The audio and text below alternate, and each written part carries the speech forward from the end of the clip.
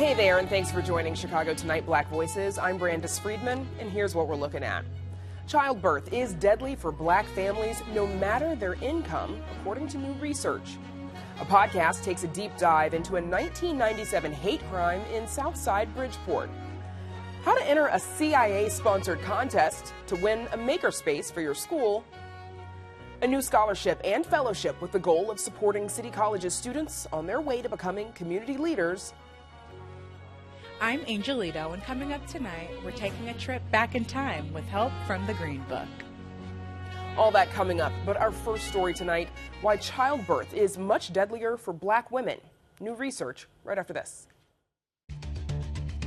Chicago Tonight, Black Voices, is made possible in part by Fifth Third Bank and by the support of these donors.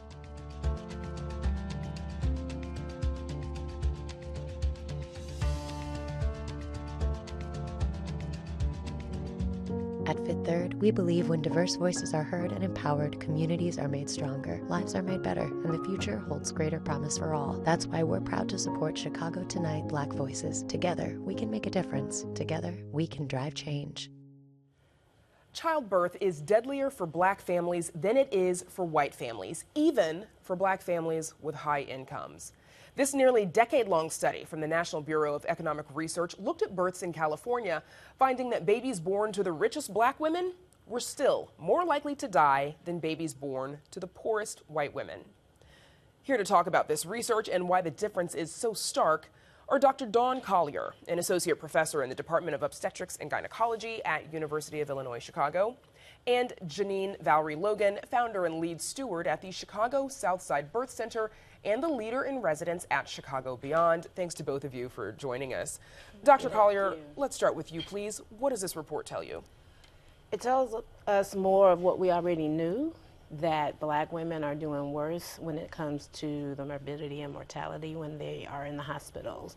What this tells us also is that you can't assume that it's just because of social economics. So this is something that's kind of baked in the cake, and that means it has long-term implications and why these things are happening. Because you would think that with higher income, you would have better access to health care and the vitamins, everything, right, that would lead to a better health outcome. But it doesn't. Nope. Why not? Well, I think the obvious thing is racism. You know, I think that black women, black people are undergoing racism in all shades and all types of places, where they live, where they work, access to good food, grocery stores, and that is something that's centuries old, decades old, and it's not going to change just in this last century or this last period of time where people are getting to be a little more successful. Researchers are concerned that this study could be an understatement because California's maternal mortality rate has been declining over the last decades while deaths have gone up in the rest of the country. Janine, how would you describe this disparity in Chicago? Exactly what Dr. Collier said. Looking at the segregation in Chicago and the lack of access, the food deserts, the toxic stress in communities, some which are intentional with redlining and racism and lack of access to transportation to even get to healthcare facilities. And since 2019, 5 hospitals have closed on the south side of Chicago, and so we're seeing these same numbers that are happening in California worse in some of our communities in the city. And you're saying 5 hospitals have closed on the south side since 2019, and of course that includes the 3 years of the pandemic. Yes. Dr. Collier, what are some of the health risks that mothers and babies are in danger of that lead to mortality? Well, one of the main things we see is that they have a higher risk of complications from high blood pressure and hypertension. So they have higher risks of preeclampsia that leads to higher risk for C-sections. Alongside with that, they have higher risk for things like diabetes, and those two things give us the decreased morbidity and mortality for both the children that are preterm, prematurity, and the morbidity with that, and also the morbidity that goes with the mom who's having the complications from those things.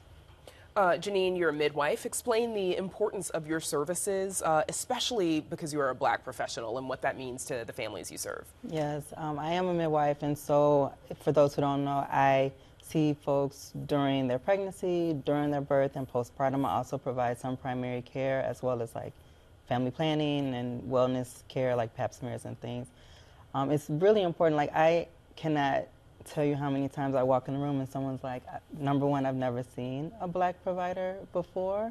And I've traveled very far just to see you, because I know that if I have my baby with you, we're less likely to die. Yeah. And talk a little bit about that, because the South Side, you mentioned, you know, deserts. There can be birthing deserts as well. Tell me a little bit about the impact that that has on someone who is pregnant. Right. So when you don't have a facility in your community, or even a facility that you trust, there's many times where I'm seeing people and like, oh no, I can't go to that hospital. That's where my grandmother died. That's where my uncle died. I don't trust the providers there. You're having people piecemealing their care together, so they'll go to the ER here or go to a clinic here. There's no continuity of care, so things can be missed.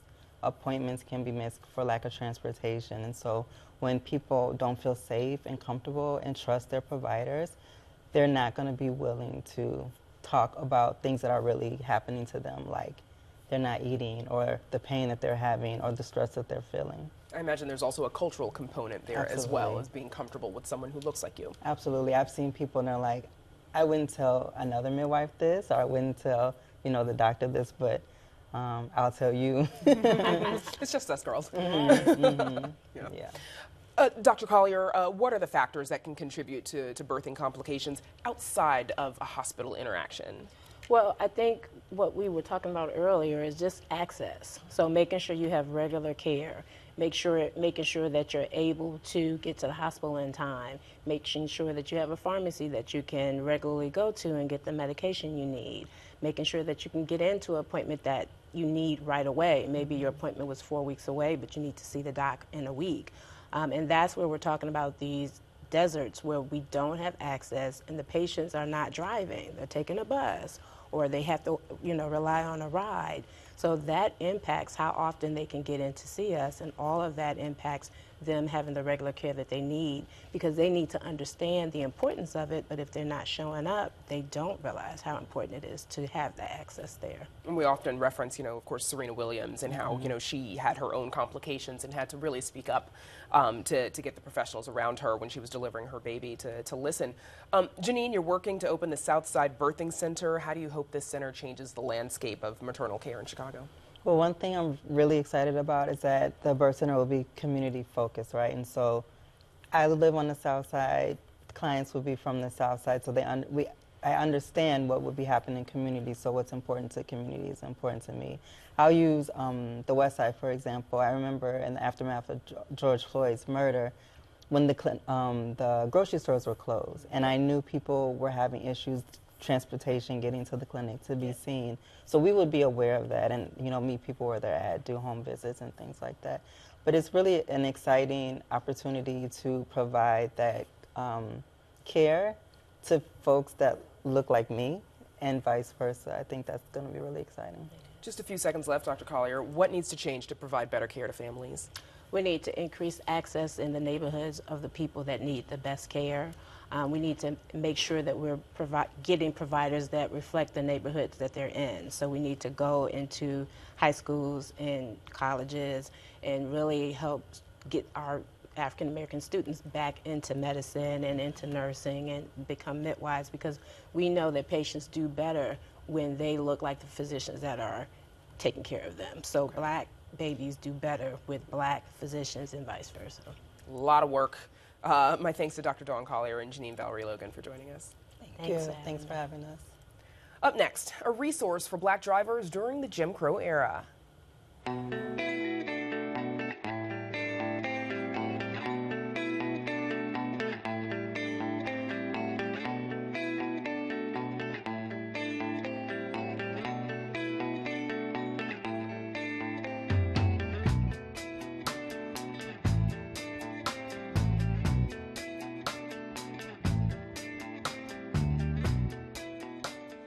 It was a critical resource for Black drivers during traveling the country during the Jim Crow era.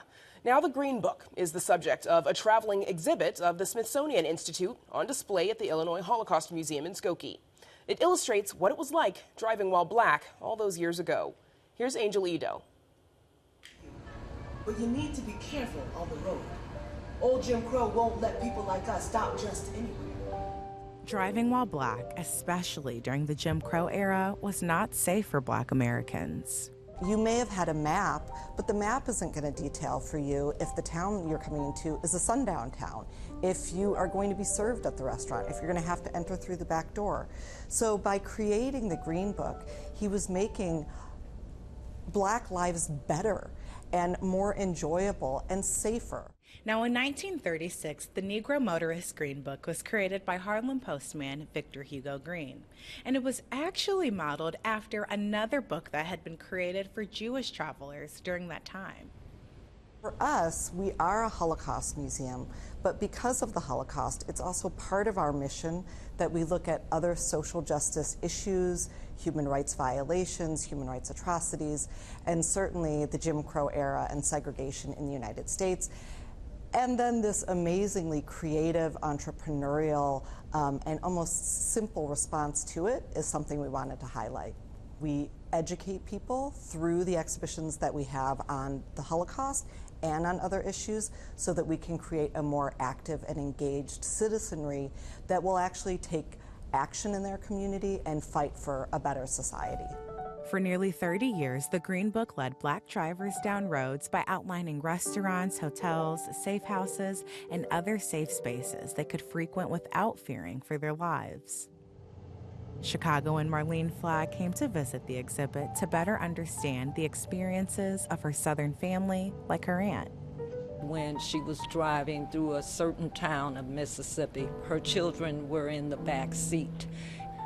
She was able to go through the town without anyone stopping her because she looked like she was white. But her children were black and looked black. So what she did, she put them in the back seat of the car and told them to lay down, and she took a blanket, covered them with a blanket, and told them not to move and not to talk while she drove through the town. The Great Migration and Route 66 both play a part in the Green Book, marking Chicago's presence. Bronzeville specifically made up 80% of the city's listings. The amount of black Americans that came up to Chicago and then would need to travel back south to visit family. Chicago is also the starting point of Route 66, which is the way in which you would really get west. So we have not only this incredible neon sign from the Sutherland, which was a hotel and club, but today is an apartment building. We also have a projection that includes some of the businesses that were listed in the Green Book. There were about 200 businesses that were listed over the years in the Green Book that were in Chicago. About 30 of the buildings still exist, and about 2 of the businesses still exist. But the need for the Green Book changed when the Civil Rights Act of 1964 was passed. Expanding accessibility meant black-owned businesses had to compete with bigger franchises, which had more resources and fewer obstacles. At least half of the featured businesses in the Green Book were closed less than a decade later as a result. We can't forget our history. So it's important not just for this month, but for every day. Share your experiences with your children. Ask your grandparents, let the grandparents, the great-grandparents while they're alive, share their experiences, and also record it, oral history too, so it won't be forgotten. For Chicago Tonight Black Voices, I'm Angel Edo. And you can see the Green Book exhibit at the Illinois Holocaust Museum in Skokie through April 23rd. In 1997, 13-year-old Leonard Clark and a friend rode their bikes into deeply white Bridgeport. There, a group of young white men beat Leonard into a coma simply for being black in a white neighborhood. News of the attack spread across the country, but even as Leonard was still comatose in the hospital, city leaders began calling for racial reconciliation. That rapid turn stuck with Johannes LaCour, who at the time was a college student, fledgling journalist, and weed dealer. As host of the podcast, You Didn't See Nothing, LaCour revisits the twists and turns of the Leonard Clark story, as well as those in his own life. And Johannes LaCour joins us now to talk about it. Thank you for joining us. Thanks for having me. So the podcast's name, You Didn't See Nothing, where does that name come from?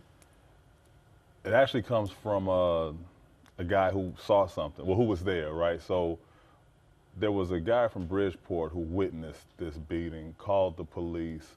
The police came and was trying to figure out what was going on. As the witness begins to tell him, well, first of all, you had other residents out there claiming that it was a Mexican person who had beaten Leonard and his friend. And when the guy who actually called the police stopped, like, no, hold on, that's not how it went. Somebody, a Bridgeport resident from the crowd, yelled out, "You didn't see nothing." Basically, basically threatening in a threatening kind of manner, like, you know, you didn't see nothing. And so that stuck out, and it made a lot of sense. So we took a quote straight from the incident. You say in the podcast that black kids getting attacked in white neighborhoods in Chicago was not unusual even in 1997. What was it about Leonard Clark's story that stuck with you? He was so young.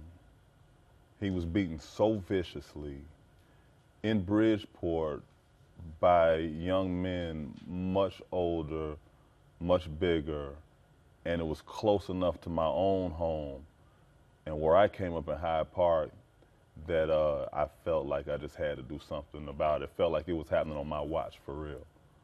What made you want to weave your own story into this podcast as well?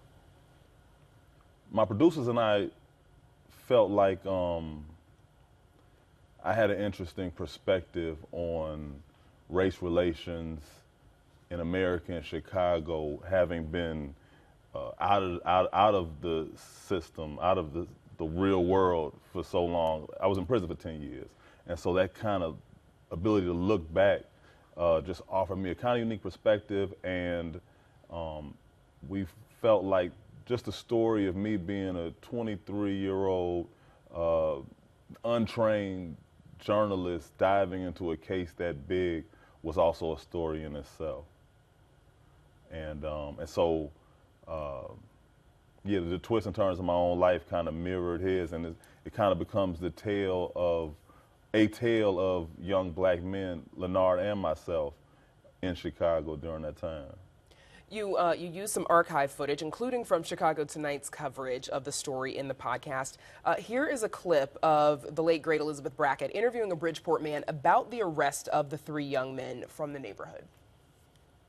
3 white teenagers have been charged with the attack, though some in Bridgeport say the neighborhood boys have been unfairly accused. I'm sure if they would have done this, they would have said something to an older guy, because they would have been proud of it. Not proud of it, but they would have said something to someone older, because it makes them look good. Would you say Bridgeport has changed since 1997? Yeah, I mean, a little bit, right? It's changed enough so that I think Bridgeport residents, even the most racist of them, are savvy enough to not do that, right? And just say something so stupid on air like that. At the same time, there's a young lady who owns a young sister, a black woman who owns a restaurant in Bridgeport that was just vandalized and spray painted with all kind of racial epithets. So it's changed, but it's changed in the way racism in America has changed on its face. It's just, you know, it's taking a new form, but it's still, at its core, I think it's still Bridgeport, but there are some black residents and there are some white residents with Black Lives Matter signs on their front yard. So that's a change. At the same time, it's, you know, we're still in Chicago and we're still in America. You talk about some of the investigation that you did into the story at the time, particularly how the local media covered it at the time. How would you say they did that? Poorly. Not everybody. There were a couple of reporters here and there who I think were really still trying to do quality jobs. I think that without social media, I think that at a time when you had so few major outlets to do it, the people who really wanted to put their best foot forward kind of weren't allowed to, or just face some different challenges. But all in all, I think that, you know, the way reporting was done back then, I can remember going into police headquarters for different stories, not just that one, and being real shocked to see that, you know, journalists weren't even asking many questions of police commanders and officers who were relaying details of different crimes. So we were basically, a lot of journalists were just acting as middlemen between the police and the community when it came to information. And you're right that journalists, the story, quickly became, went from being, a potential hate crime in the beating of this young man to a story of racial healing and reconciliation almost overnight. Well, I attribute that to outside efforts. The lead attacker of the gang that beat up Leonard and left him like that came from a powerful family with mob ties, and a Bridgeport family, which also had political ties. Our mayor at the time, then Mayor Richard Daley, was from Bridgeport. A lot of the police were from Bridgeport. And so between those ties and that and those connections, they pushed a big movement to kind of flip the narrative and shift the talk towards forgiveness. Okay, a lot of questions, a lot we could talk about for this podcast. Johannes LaCour, thanks for joining us. We'll have to leave it there. Again, of course. Again, the podcast is You Didn't See Nothing. All 7 episodes are now available. We're back with more right after this.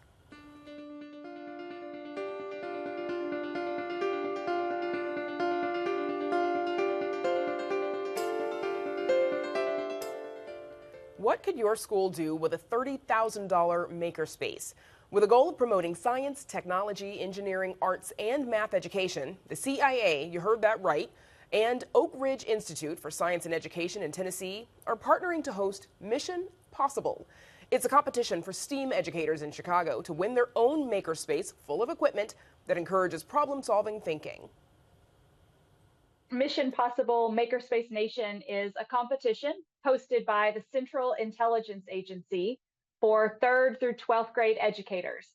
Educators create a short video for a chance to win $30,000 worth of makerspace equipment and supplies for their school.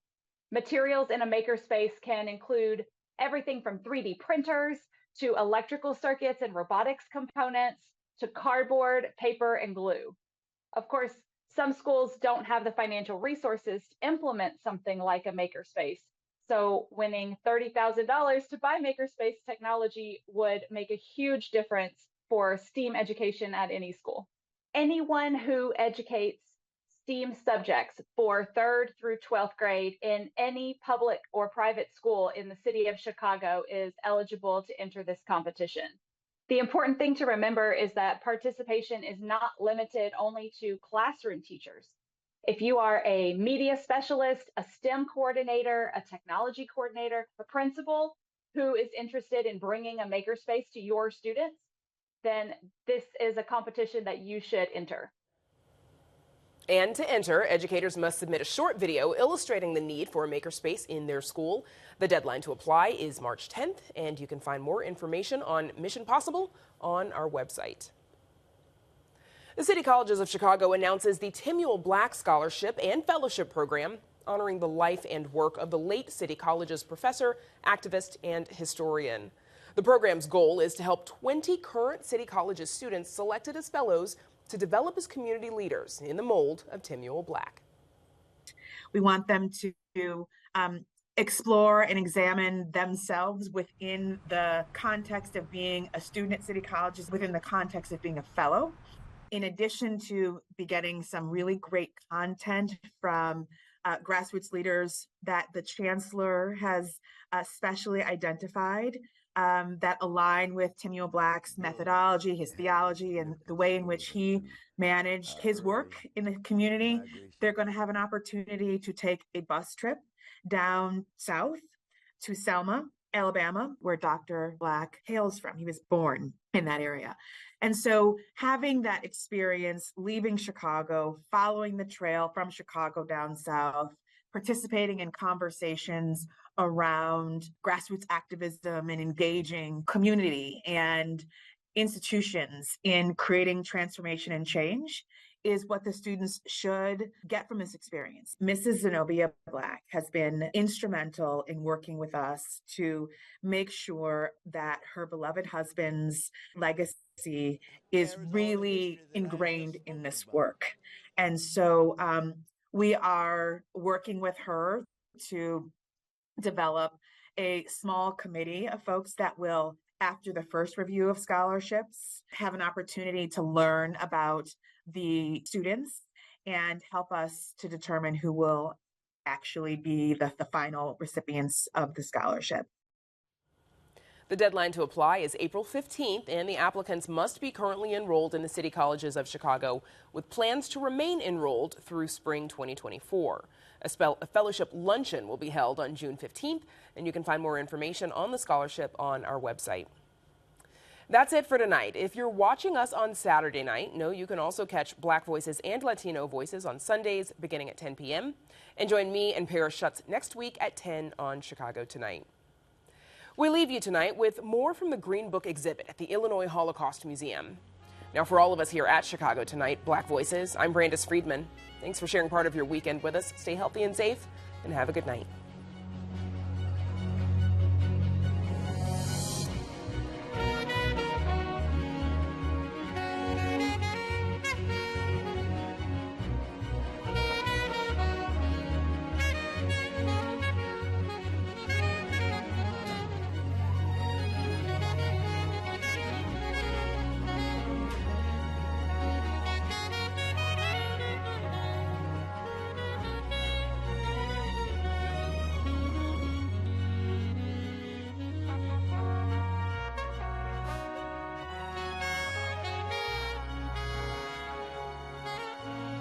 Closed captioning is made possible by Robert A. Clifford and Clifford Law Offices, a personal injury law firm dedicated to preserving the dignity and rights of all individuals.